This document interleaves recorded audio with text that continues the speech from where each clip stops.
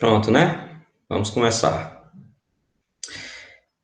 Bom, hoje a gente vai falar das torches. Bom, e para quem não sabe, torches são um conjunto de doenças que podem ser transmitidas no período gestacional, tanto no período intrauterino, certo? Quanto no período periparto, digamos assim. Ou seja, são doenças que podem ser transmitidas de maneira vertical da mãe para o bebê, certo? Tanto no útero quanto no momento do parto ou até no aleitamento materno. A gente vai chamar isso de uma transmissão vertical, tá certo?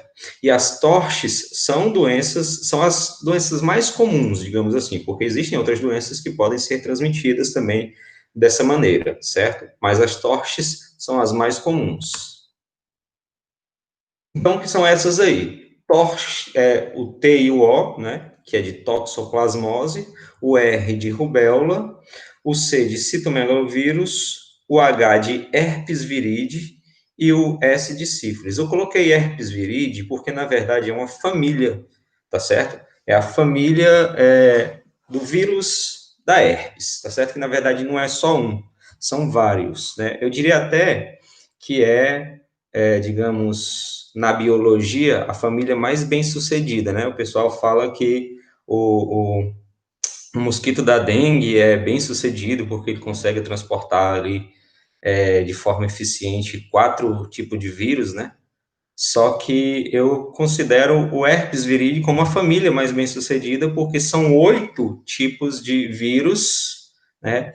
E para prevenir é um pouco mais difícil. A gente vai estudar hoje, por exemplo, o citomegalovírus, e a gente vai ver que a prevenção do citomegalovírus é bastante complicada. É diferente, por exemplo, de uma sífilis, de um HIV, tá certo? E só para a gente postular mesmo, são basicamente 8 tipos de herpes vírus, né? Temos aí o herpes vírus tipo 1 e 2, que a gente vai chamar de herpes vírus simples, né? Que vai causar o herpes genital e o herpes labial.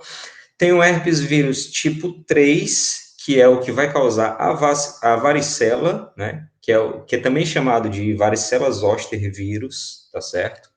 Então, varicela zoster vírus é um vírus da família do herpes, ok? Que vai causar basicamente 2 doenças. A varicela, que é a catapora, e vai causar, né, geralmente em pessoas que cursam com algum tipo de imunossupressão ou imunodepressão, ele pode recidivar na forma de zoster, né? De varicela zoster, o famoso cobreiro, né? Aquelas lesões no dermátomo que o pessoal do interior fala que se ele der a volta no seu corpo e fechar, você morre, né? Mas na verdade isso não acontece. E falei até agora dos 3, né? Então tem o 4 tipo de herpes vírus, que é o EBV, que é o vírus Epstein-Barr, né? Que ele causa a famosa doença do beijo, né? É só lembrar, é só associar. EBV, né? O vírus Epstein-Barr, que causa esse do beijo. É como se, na verdade, o EBV, ele não é BV, né? Enfim, eu acho que deu para vocês entenderem, certo? Que causa a mononucleose, né? E o 5º tipo de vírus da família do herpes vírus é o que a gente vai estudar hoje, que é justamente o citomegalovírus, né? Existe o tipo 6 e o 7, que vai causar doenças exantemáticas, né, em crianças. E existe o herpes vírus também tipo 8, que está associado, por exemplo, ao sarcoma de Kaposi, né? Que é aquele câncer de pele, digamos assim, em pessoas imunocomprometidas, certo? Então, hoje a gente vai falar um pouco sobre o citomegalovírus, né? E só de forma geral, a gente vai falar o que é que todas essas torches podem causar de maneira geral no organismo fetal, tá certo? Ou do recém-nascido. E aí, todas as torches podem causar esses acometimentos, tanto locais quanto sistêmicos, tá certo? Por exemplo, no começo da gestação, ele pode causar, sim, uma restrição do crescimento intrauterino, né? Então, vai nascer um bebê com uma restrição que se for no começo da gestação, a gente já viu que geralmente vai ser uma restrição simétrica, né? Se for já para o final da gestação, pode ser mais assimétrica, né? Ele pode causar também acometimento no fígado e aliás, no fígado e no baço, né? Uma hepatosplenomegalia, pode causar lesões de pele, exantemas, tá certo? Pode causar cardiopatias, não cardioparias, ok? Pode causar lesões ósseas, né? Por exemplo, sífilis, né? Que vai causar aquela lesão óssea em espada, né? De sabre. Alterações do sistema nervoso central, ok? Então, essas infecções, elas podem gerar uma microcefalia ou podem gerar uma hidrocefalia, também podem gerar calcificações intracranianas, né? Que podem ser calcificações difusas e podem ser calcificações periventriculares, ok? Alterações também oculares, as principais são corioretinite ou retinocoroidite, né, e a catarata, certo? E alterações hematológicas, né, pode causar uma anemia, pode causar uma plaquetopenia, ok? Pronto, agora sim a gente começa a falar mais especificamente do CMV, do citomegalovírus. Como eu já falei, a família herpes viride, né, esse vírus, eu digo que ele tem um sucesso maior e tal, porque ele consegue ficar em locais bastante comuns, como, por exemplo, secreções corporais, né? Então, se ele consegue ficar em secreções corporais, o modo de transmissão dele é muito mais fácil, ok? Bom, e ele pode ficar, além disso, latente em alguns tecidos, né? Pode ficar, por exemplo, no endotélio vascular, ele pode ficar até nos monócitos, né? E também em células precursoras mieloides, certo? Como se dá a transmissão vertical? Eu já posso adiantar que ela pode ser perinatal e ela pode ser congênita, né? Intraútero. A transmissão perinatal, ela vai acontecer ou pelo canal de parto, né? Através do contato do bebê com as secreções, por exemplo, no parto vaginal, e pode acontecer também através da amamentação, tá certo? Os acometimentos, quando uma criança tem uma citomegalovirose perinatal, não são, digamos, tão graves quanto os acometimentos em decorrência da transmissão congênita, né? Mas quando é um pouco mais grave, digamos assim, ele pode cursar com uma síndrome sepsis-like, ok? E também com plaquetopenia, com neutropenia e até colestase, tá certo? Bom, mas a congênita geralmente pode ser a que traz mais sequelas, principalmente sintomas neurosensoriais, tá certo?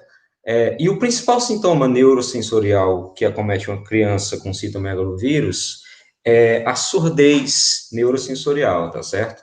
Então, só para a gente decorar as 4 principais causas, né? Aqui no Ceará, quando a criança é surda, a gente diz que ela é moca, né? Só para a gente decorar aqui, o M é de microcefalia, que pode acontecer numa criança com citomegalovírus congênito, né? O O de olho, porque pode acontecer uma corioretinite. O C de calcificações intracranianas periventriculares, nesse caso, tá certo? Porque, por exemplo, na toxoplasmose, as calcificações intracranianas são difusas, certo? E o A de audição, porque vai causar a surdez neurosensorial. Tranquilo? Só aqui. Como é que é feito o diagnóstico do CMV? Bom, o diagnóstico padrão ouro é isolar o vírus, uma cultura de vírus. Não é tão comum, por exemplo, como fazer uma cultura de bactérias, tá certo? Inclusive, ela demora mais, né? Feita essa cultura do vírus em fibroblastos e tal, mas como é demorado, mesmo sendo padrão ouro, para bater o martelo, não é muito convencional, tá certo? E no caso da sorologia também é um pouco mais complicado, porque a sensibilidade e a especificidade são baixas. Só que tem uma vantagem, né? Como o vírus ele está presente nas secreções, eu posso tentar fazer a detecção por PCR na urina ou na saliva da criança, tá certo? Então eu faço um PCR para identificar DNA viral em urina e saliva, ok? E aí, se eu consigo identificar com menos de 3 semanas, eu sei que essa transmissão foi congênita. Se eu só consigo identificar com mais de 3 semanas, eu sei que essa infecção foi perinatal, tá bom? Bom, como é que eu faço o acompanhamento?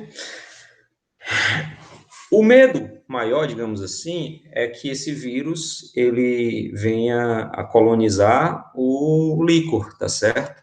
O sistema nervoso central. Então, eu posso fazer um LCR, né? Posso verificar o líquido cefalorraquidiano, posso também fazer uma tomografia ou um ultrassom transfontanela, né? Para ver como é que está a situação ali do cérebro, né? Para ver se tem, por exemplo, aquelas calcificações periventriculares. E eu posso fazer um PEAT, né, que é o potencial evocado auditivo do tronco encefálico, ou seja, para eu tentar identificar se há surdez neurosensorial, ok? E eu vou fazer esse acompanhamento até 6 anos, tá certo? Então, uma criança que foi acometida por citomegalovírus, ela vai ter que ser acompanhada até 6 anos para ver se ela realmente não vai ter a surdez neurosensorial. Bom, e o tratamento vai depender um pouco. Por exemplo, quando é congênito, né, quando a transmissão é congênita, eu vou fazer o tratamento se eu tiver sintomas neurológicos. E aí, nesse caso, eu vou usar ou o ganciclovir por 6 semanas, ou valganciclovir também por 6 semanas. E eu vou acompanhar o hemograma porque eu fazendo essas medicações, uma dessas medicações, eu aumento o risco de neutropenia na criança, certo? Bom, e o tratamento pode ser o tratamento no caso do acometimento perinatal, né? Geralmente eu vou avaliar a prematuridade. Se eu tiver um recém-nascido prematuro com menos de 32 semanas, eu também faço, né? Mesmo sem ter os sintomas neurosensoriais, eu vou fazer o ganciclovir, tá certo? Ou o valganciclovir. A diferença é que eu vou fazer por 2 a 3 semanas e não por 6 semanas, certo? Eu passei porque aqui, ó, eu devia ter apagado, né? Porque eu fiz em outro slide, a notificação e a profilaxia. No caso da notificação, eu não vou fazer a notificação compulsória. É a única TORCH que não é feita a notificação compulsória, tá certo? O citomegalovírus. Já todas as outras ok?